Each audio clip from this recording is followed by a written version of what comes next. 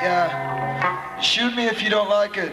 But this next song is for the guy that got shot. I don't know the details. But anybody that got shot, anybody that gets shot, cause like us or not, we don't stand for human beings being shot down in the street, okay? Fuck the cops.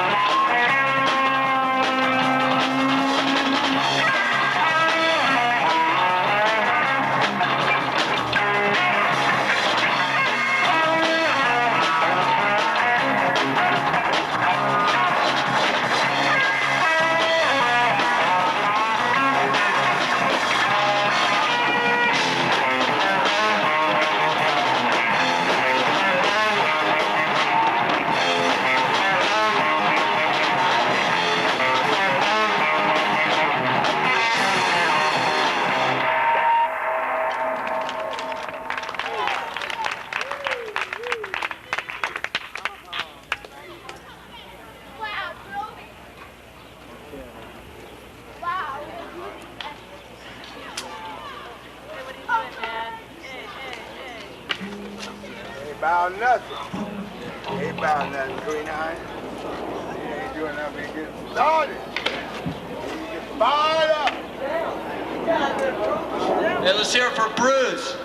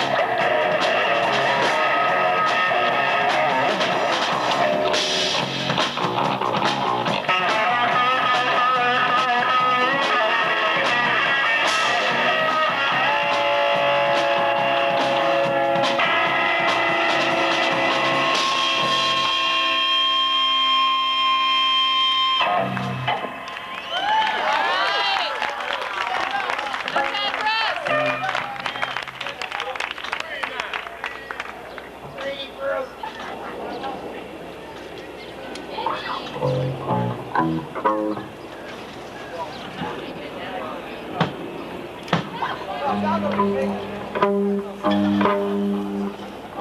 All right. I don't think we could match up to that. Not at all, not at least. I'm gonna try something else. This is Walt Disney died. Not,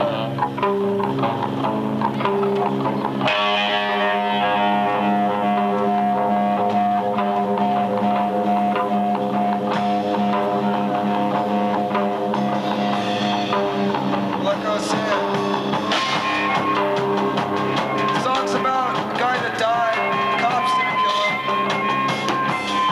His name was Walt Disney.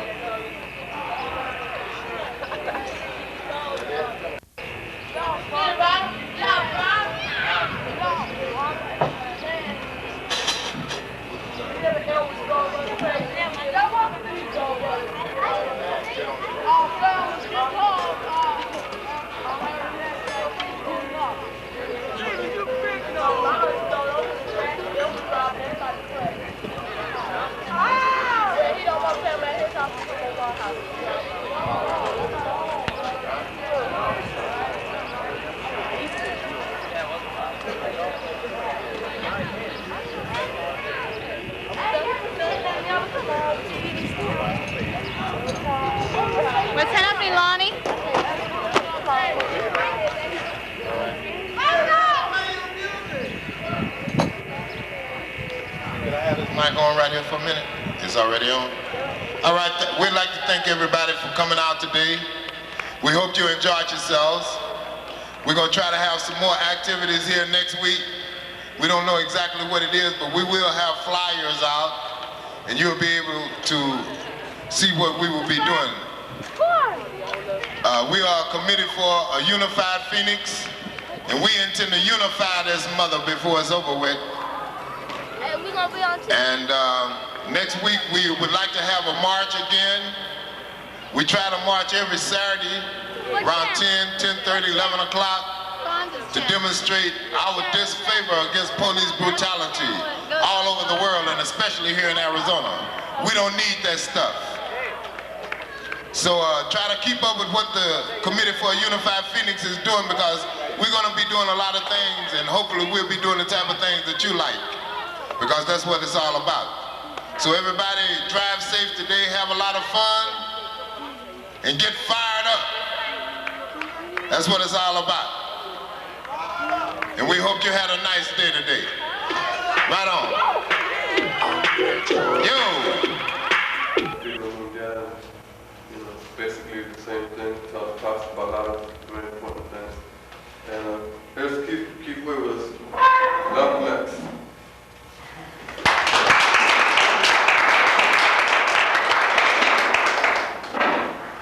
I wanted to start out by giving another plug. The two books that the majority of this talk will be coming from. One is Malcolm X by Any Means Necessary, and the other is The Last Year of Malcolm X, which contains quite a bit of information on Malcolm and on his political development during the last year of his life.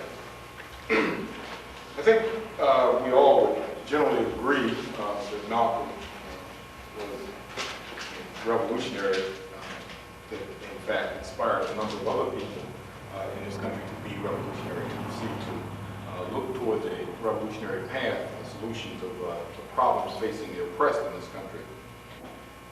Before we get into that, I think it would be good to just kind of go over real quickly some of the historical things that were happening during that period, during the early 60s and so forth. To take up one aspect of that, sure, is the difference between the civil rights movement and the black nationalist movement as it was defined and as it began to develop.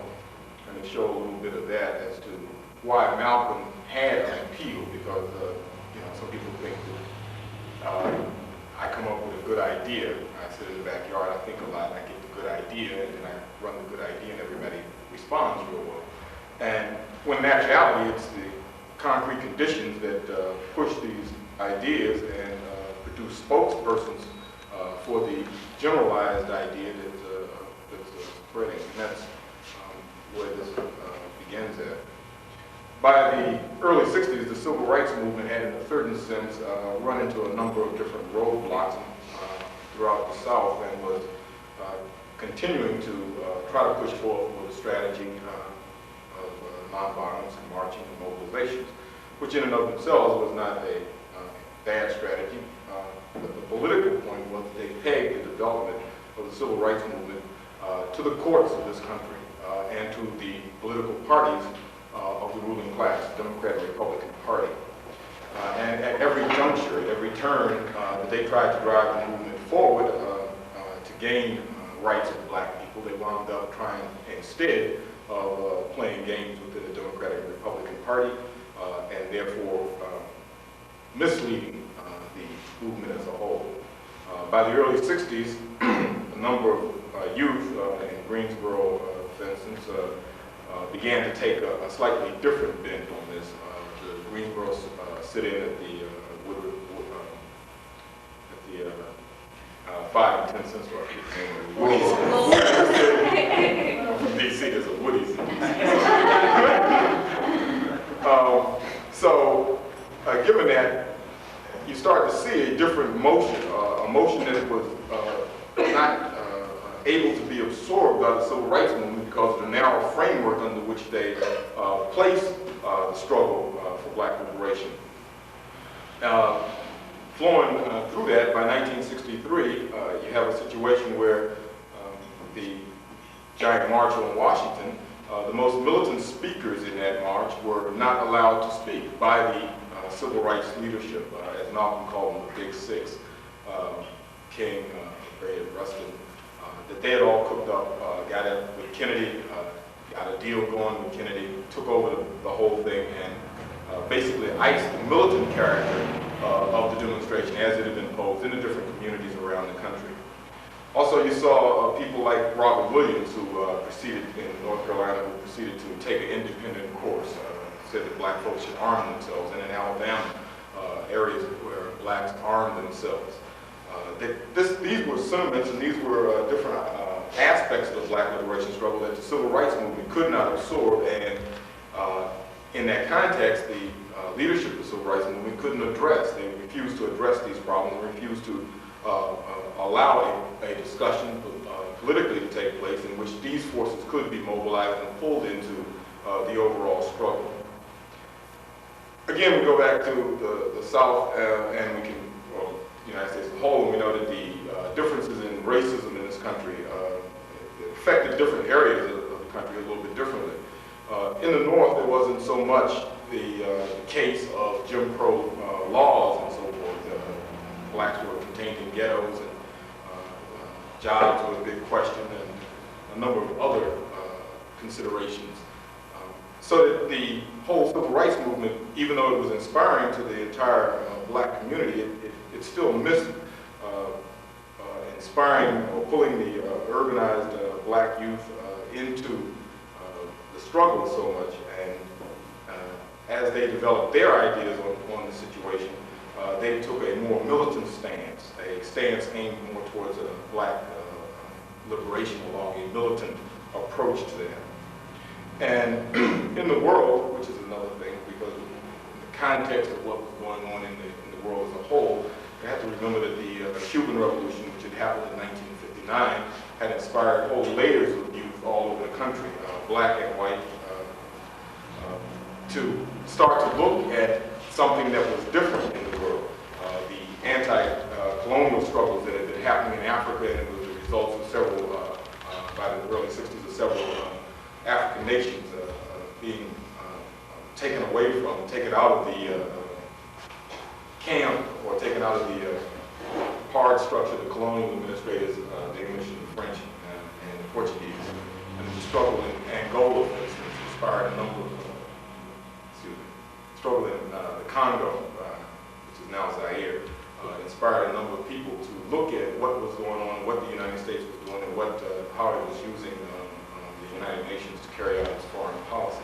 And the increased activity around the Vietnam War as the United States proceeded to build up its forces and build up the forces that it had inside Vietnam, preparing to wage a struggle there against the revolution. This was the framework, in a sense, in which Malcolm, I guess it would be correct to say, split from the Nation of Islam. He characterized it as a split. Some people said that he left, he quit, Elijah Muhammad quit or kicked him out.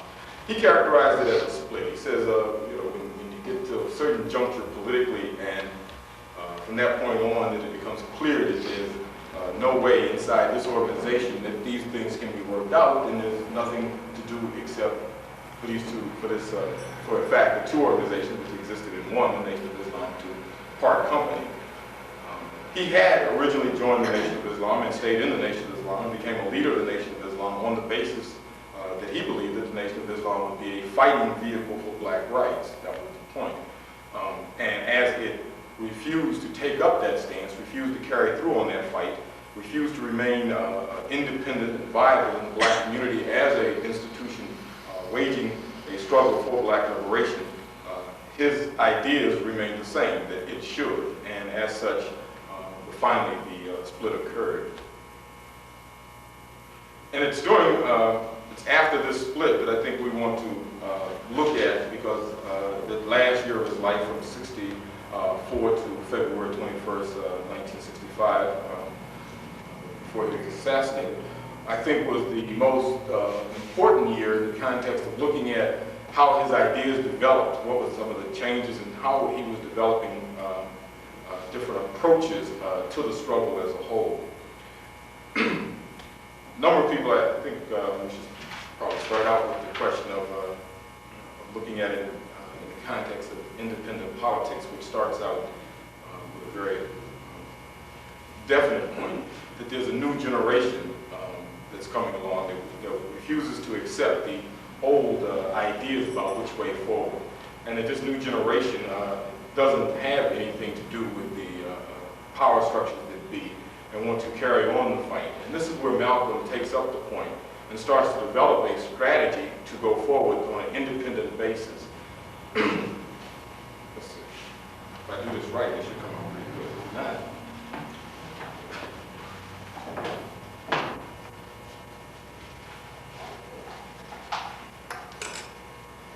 he of course, agreed with the idea of registering to vote and using the vote to get what you needed.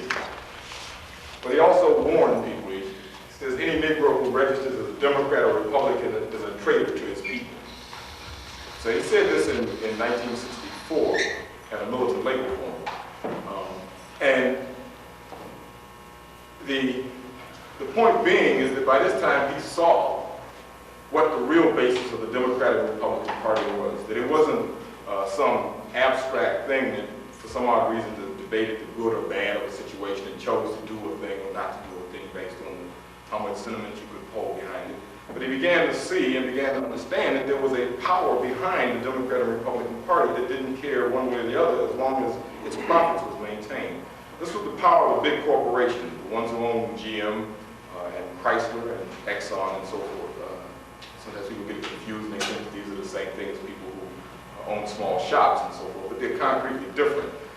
And the name for these type people who run these giant concerns, who employ hundreds of thousands of people, who decide whether you live or die, whether you in foreign wars, who decide how much you make on a job and so forth. The term for them is capitalist. And he began to see that this capitalist financial economic structure was the basis on which the Democrats and Republicans carried out their political war against the working class, against black women and other minorities in this country. And it was on that basis then that he started to look at and pose an alternative to the Democratic and Republican Party. Malcolm's approach was always towards independent political action and self-defense. He correctly saw this as the only way to approach women's rights. He never fell into the trap of lesser evil politics. So we all heard it that X or Y has something for us that's 1 cent better than something else. And at the same time, neither will give you enough to feed your family or carry on an existence.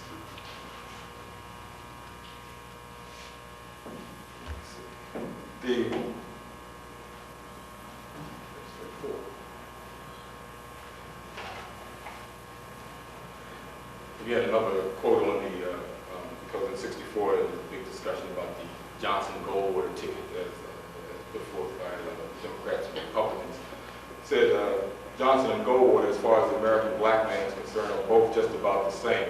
It's just a question of Johnson the fox or Goldwater the wolf. They both will eat you. So, as he's developing, he is not keeping this development to himself. He's proceeding to get it out and let people know that what he thinks about the situation and the idea that these two political parties cannot represent the interests of black people or, in fact, represent the interests of working people any place in the world. While the other civil rights leaders jumped on different bandwagons, many on the Johnson bandwagon because they played off the Johnson-Goldwater thing. Goldwater's still here, right?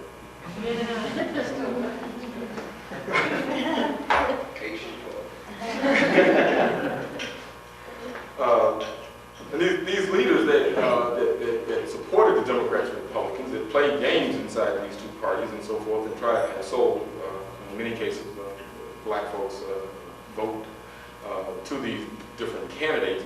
It was always interesting that they always subverted any discussions on the black struggle, on which way forward. They always stopped discussing that because we have to unite to defeat this other thing that's more horrible than.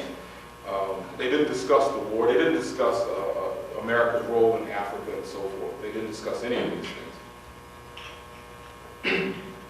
But Malcolm believed was that the only way forward was independently of the misleaders and the parties that they represented in this country. And he opened a blistering attack on the Democratic Party and uncovered its liberal image. I think one of the things that I always remember about Malcolm is whenever you see these interviews, is always his attack on liberals. He says that he hasn't found one yet, and I think that was in 64, 65, and more than likely no one else has either.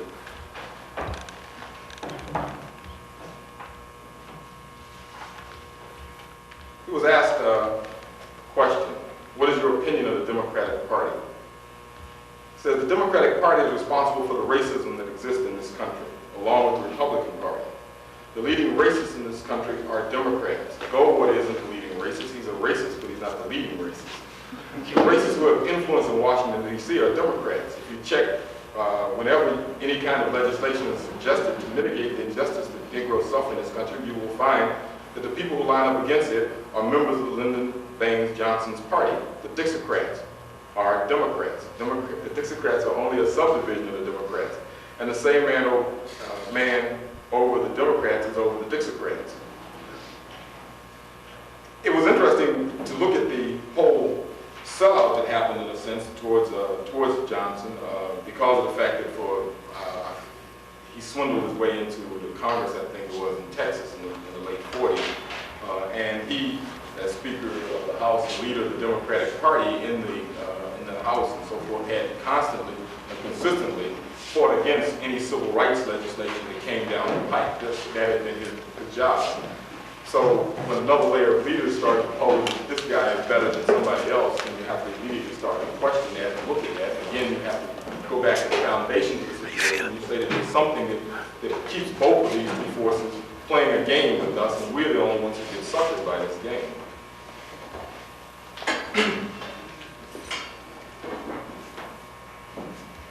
The final analysis of all parties, their program and planks, their candidates, no matter how well they speak, or whether they speak with a Boston or Texas accent, represent the basic interests of either the exploited or the exploiter. Any real attack on parties that exploited them must attack the system that's spawned. In the U.S., that system, as we said, is capitalist. To break the power of the Democratic and Republican Party, capitalism in all its violence must be at the root of the attack. It must be taken up. During the last year, it was like Malcolm showed that he understood this more than any other black leaders who were on the scene at the time.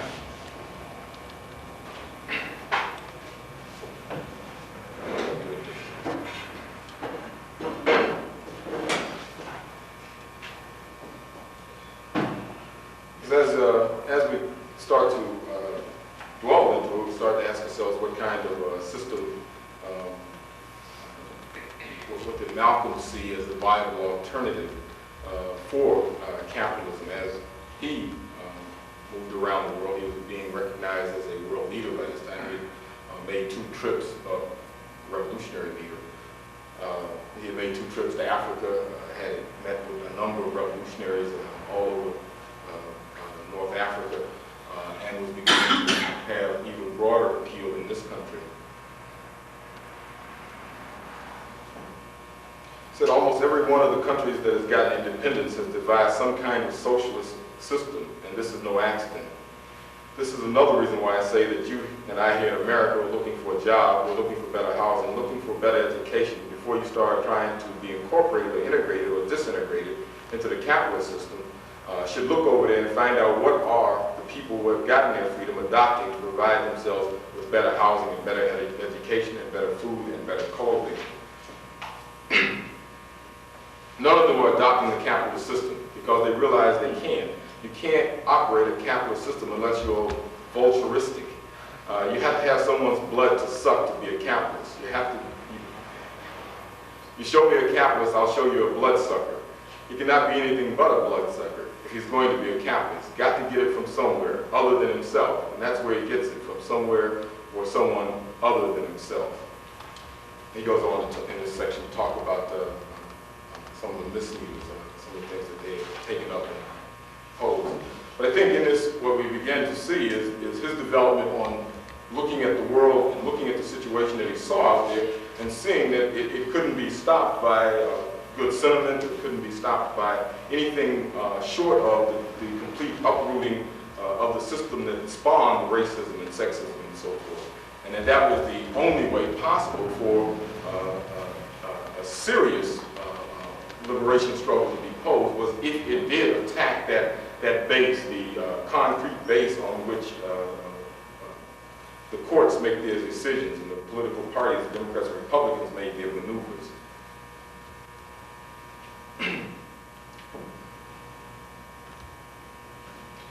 Finally, as we go on in this same section, it takes up a question of capitalism and its survivability.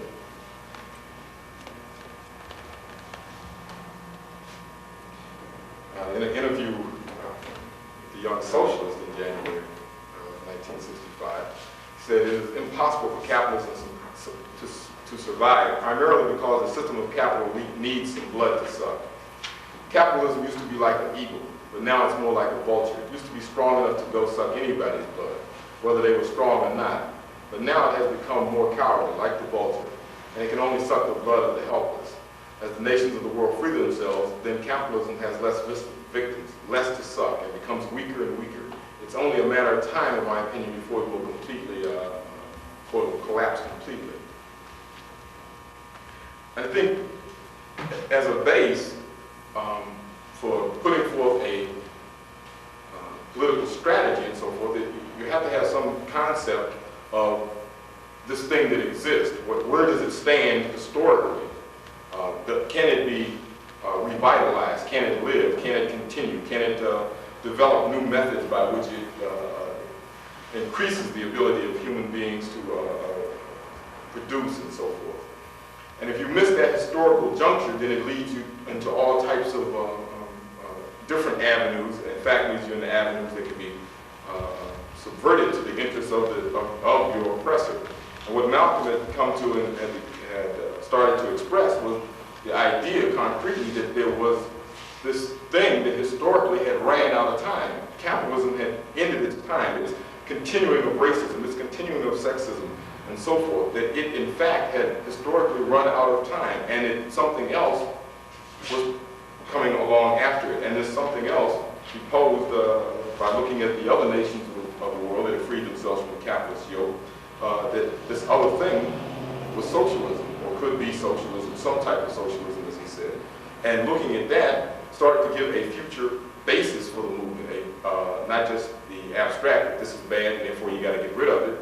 And well, most times, people say, well, I think it's bad, but you haven't got anything to replace it with. There's nothing else you can think about. And he began to put forth the idea that there was something else out there, that there just may be another type of system that was not exploitive, that could be approached. Malcolm, at this point, had outrun, in my opinion, all the other civil rights leaders, taking the independent course, historically placing capitalism in its context that it, as a system, had run out, and so forth. Which, again, as we said before, lays the basis for not discussing playing games within the political framework of the capitalist political system, playing games with the Democrats and Republicans.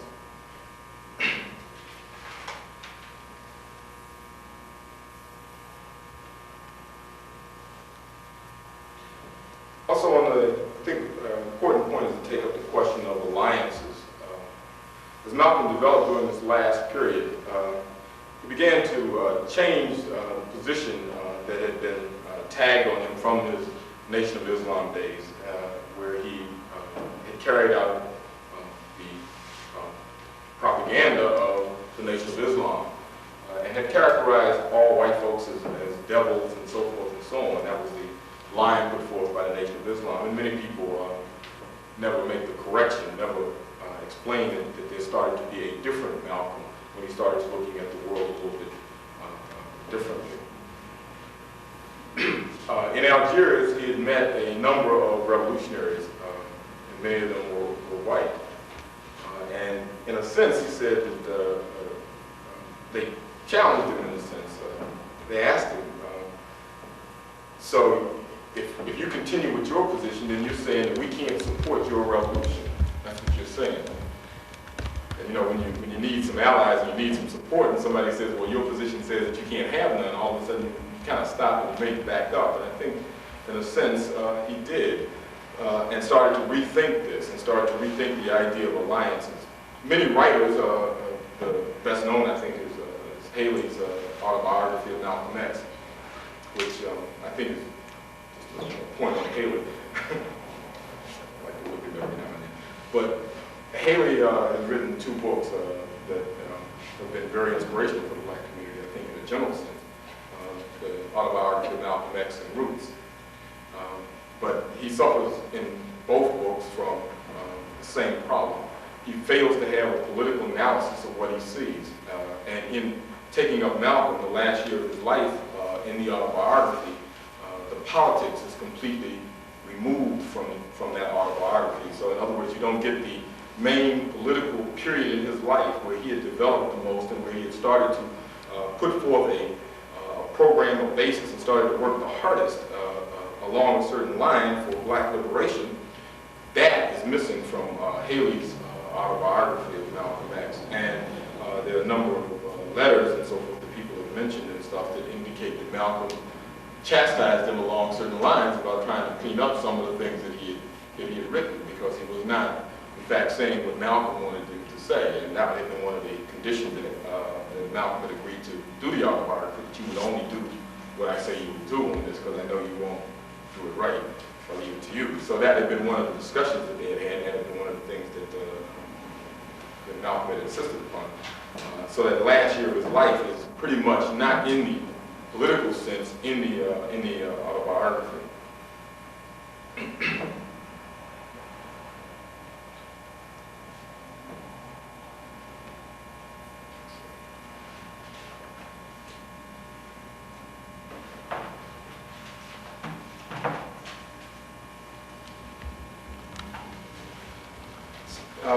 Give you an indication of how he started viewing the question of alliances. These are some statements that in some cases, some people have posed and counted contradictory at different times and so forth. He said on November 10, 1963, this is when he was still in the Nation of Islam, I know some of you think that some of them whites aren't enemies. And he ends this particular quote by saying, time will tell. By January 18, 1965, Malcolm says, when I was in the black Muslim movement, I spoke on many white campuses and black campuses. I knew back in 61 and 62 that the younger generation was much different from the older, and that many students were more sincere in their analysis of the problem, their desire to see problems solved. Whites can help us, but they can't join us. There can be no black-white unity until there's first some black unity. There can be no worker solidarity until there's first some racial solidarity. We cannot think of uniting with others until we're first united amongst ourselves. But these statements, again, simply reflect, I think, the thinking process that was going on with Malcolm as he was developing and as he was looking at this situation. He later goes on to say that his organization, once he has an organization, the Organization of Afro-American Unity, will work with any forces that are progressive, regardless whether they're black or white, as long as they remain progressive. The big point in one of the statements here on the question of there has to be some black unity, I think is an important point, because what you can get is that there's the possibility of, first of all, in that particular period, 22 million black folks all got to be united. Or there has to be some type of organization that's able to put forth a correct strategy for the black liberation struggle, and therefore lay the basis for having an independent formation inside any alliance or any idea of bringing more forces than just yourself together. You want to ensure that there is one force that you are sure of and is united. And that, in a sense, is what he began to do by developing the Organization of Afro-American Unity.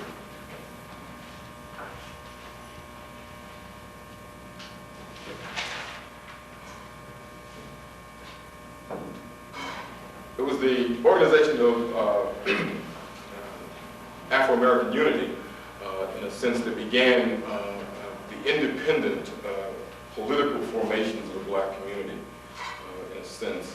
There have been a number of different political parties. Some still existed, the Freedom Now Party and so forth and so on. But it was this party that started out from a basis separated from the Democratic Party, independent of all of these misleaders, and striking out on a course towards black liberation that would have educated and mobilized the masses of black people to do battle with their oppressor. The legacy of Malcolm also indicates that this legacy also shows us why it was that they had to eliminate him so early, with a clear analysis of which way forward, a clear analysis. When I say clear, I don't mean in the sense that every point is guided across, but in the sense that he knows that it must be independent, otherwise it will fall into the swamp of the Democratic Republican Party politics, and he knows that historically that capitalism it was on its deathbed.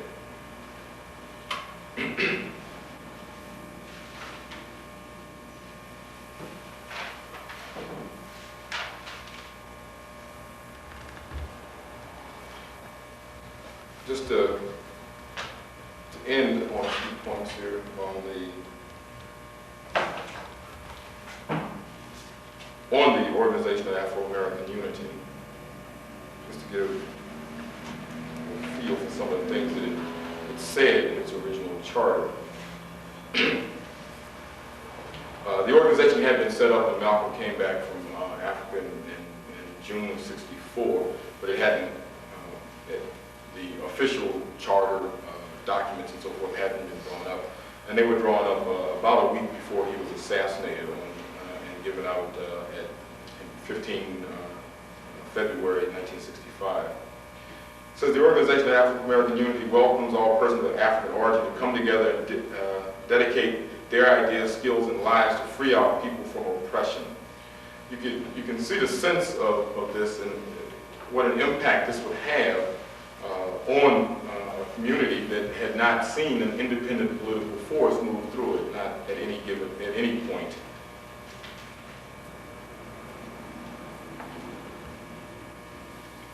Understanding, this is point 5 of the chart.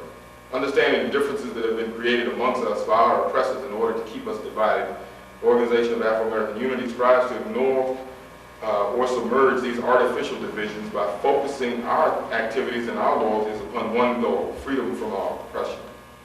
And I think at this time that if you went back and you looked at the different civil rights organizations, you will find that none of them said this, as simplistic as it is. None of them say that that's their ultimate goal. They say their ultimate goal is to get something passed in the courts, to get the Supreme Court to rule on a thing. Malcolm and the Organization of Afro-American Unity in its beginning stage understood that if the capitalists control two giant political parties, the Democratic and Republicans, they control the federal government, the army, the police department, the courts, then you taking your grievances there, they will be decided based on what the capitalists think they want to give at this time. The enforcement of these things will only be what the capitalists, what the rulers of the society will oppress you, what they think that they can give up at this time. If they don't think they can give up anything, then they give up nothing. In fact, they send their people in to do different kinds of jobs. So with this understanding, then you could talk about freedom from oppression in a complete sense and have that discussion and pose it as an alternative to the system that oppressed you. And that's what the organization of Malcolm set up, began to do.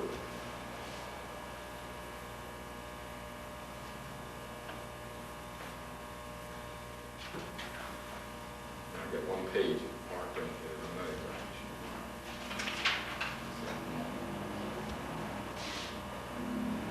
So it takes up also the charter takes up the question of internationalism. Poses it in one sense. The time has passed due for us to internationalize the problems of Afro-Americans. We have been for too long, we have been too slow in recognizing the link in the fate of Africans with the fate of Afro-Americans. We've been too unknowing to understand and too misdirected to ask our African brothers and sisters to help us mend the chain of our heritage. It goes on to attack the Civil Rights Bill. The Civil Rights Bill is a similarly misleading, interpreted document of legislation. The premise of its design and application is not respectable in the eyes of men who recognize what personal freedoms involve and entail. Afro-Americans must answer this question for themselves. What makes this special bill necessary? You think about it, since there's been a civil war and there's been a big discussion about whether black folks should be free, and et cetera, and you start to wonder why is this other bill necessary? If they could fight a civil war and so forth and so on and pass it once, then what the hell did the bill mean for them to pass it again? It just meant that they find another way to subvert the whole thing. But I think Malcolm's legacy, that's correct. The point being that Malcolm was not just an inspiration for the black community or for black youth, but Malcolm was an inspiration for many youth in America, black and white. And that many began their political education, in a sense, on Malcolm, by looking at Malcolm, by studying Malcolm, and listening to some of the people who attacked Malcolm and looking at their positions and so forth. And that this was an inspiration to a number of people. I think as the youth radicalization moved to America, the two most known revolutionaries that people were, in a daily sense generalized their understanding of was Malcolm X and Che Guevara. And it was interesting to note also that the two almost met. They were, I think Che was supposed to speak at a forum that Malcolm's organization had built, and the U.S. State Department refused to allow Che to leave the UN compound, and he had to send a note saying he couldn't make it and so forth. But again, I think that the important thing here is to look at Malcolm and taking up the main ideas that he put forth was always striving towards independent organization and politics and political action for the black community fighting for its liberation. He talked about political unity with the international struggles of the oppressed, and that historically capitalism has ran its course. Is this an March 8th? Okay, I get confused. Because, well, we went to an International Women's Day activity today. But anyway, one of the things Malcolm said after going to some of the countries in Africa, which I think would be an inspiration for the women's movement, was that he looked at all of these countries that he considered progressive. And one of the things he said that all of these countries, one of the things that was absolutely positively certain was that he could look at the women and tell how the women functioned in that society to tell whether that was a real revolution or not. He says, because the first thing that starts to happen is the chains that held women, that oppressed women, began to collapse, and that these real forces, these real revolutionaries, started to look at women as equal and bringing them into equal partners in the revolutionary process. So I think that, as I said, I think Malcolm has inspired a number of people over since the 60s to proceed and start a revolutionary course. And I think his ideas are a fitting beginning for any person who is preparing themselves to take on and tackle the oppression that we face in our daily lives as capitalism dies and becomes more regressive and more desperate. Do not fight back. I think his ideas are the beginning basis, or very good beginning basis for beginning to look at and study and try to figure out which way forward in the next period.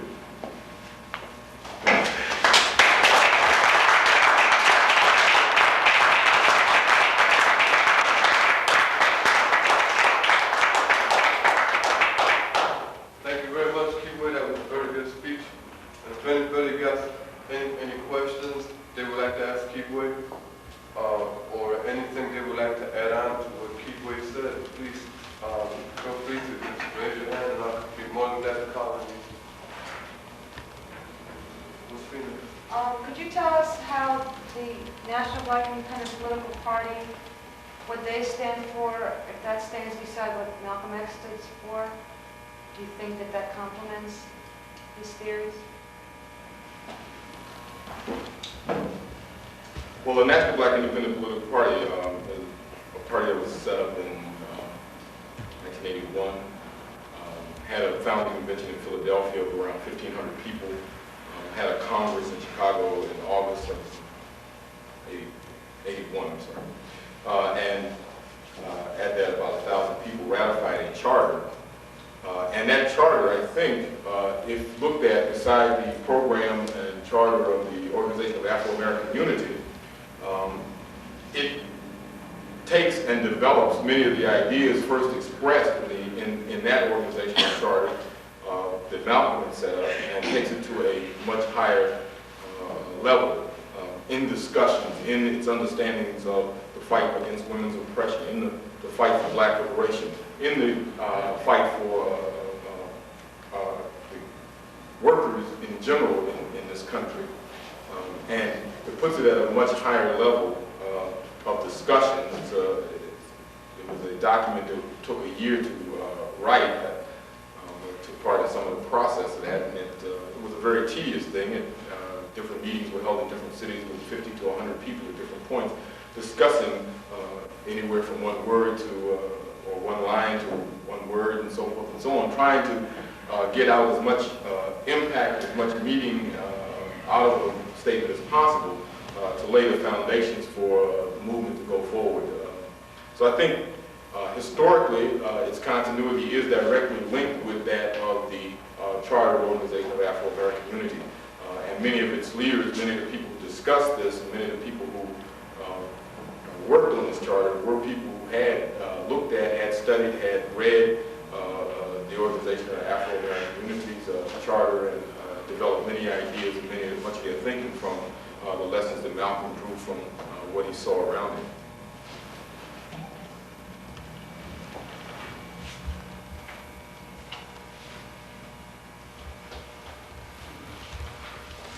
Is there any more questions? Yes. Yeah, I'd like to know if his organization has totally disappeared, or if there are still little pockets of people around who try to keep his ideas progressing. Do you know the answer to that? I can tell you my answer to it. Yeah.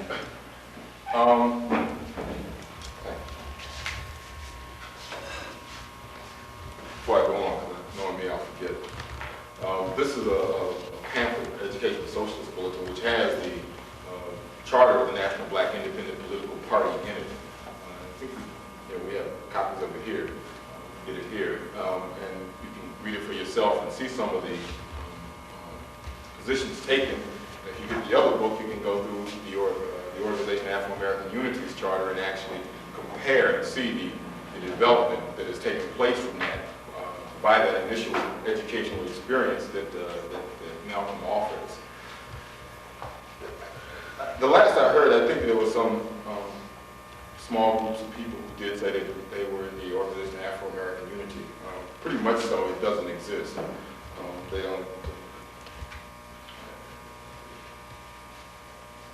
Haven't seen them around a couple of years. I think some of them joined the National Black Independent Political Party when it was formed, and that's where I last heard about them, was in that context. And I think that the Organization of Afro-American Unity started out with a leader who had been through some struggle and so forth and so on, and started out with a small cadre that had worked with him in the Nation of Islam and so forth. So, but I think the ideas and the understanding of that live in many different communities. We see it in many of the communities where police brutality, as has happened here recently, began to mobilize without any okay from any authority up on top of the hill, and proceed to start to develop ideas and so forth to start mobilizing the people and educating to the best of their ability and taking the movement forward. I think you can get into a very formalistic category and say that that organization doesn't exist, and it doesn't. But the ideas that were put forth by it, the ideas that have become generalized in a large sense in many of the communities in this country, not just the black community, but the other oppressed communities in this country, have generalized many of the ideas that are put forth, so that these ideas, based on what is in fact happening in the world, do represent a certain continuity. You don't go back to zero. That's how come nowadays nobody can swindle you into voting for the Democrats, because you know that they ain't no good. And you learned that hundreds of years ago, and you learned it 50 years ago, and you learned it, you know, Johnson and Goldberg, and Reagan, and the Charters. So we've learned that. So you don't have to go back and say, well, let's go back to zero and start all over again and relearn it. Don't make too much sense. So that, in a sense, then the educational value of his movement and his organization has and is being internalized on a number of different levels. And the National Black Independent Political Party is one of those levels, one of those formations that came out, that even though it took 20 years to get from A to B, it did happen. And it will happen again, and it will happen in many communities, that many community leaders and so forth will start to read Malcolm, and taking it from that understanding of Malcolm will put the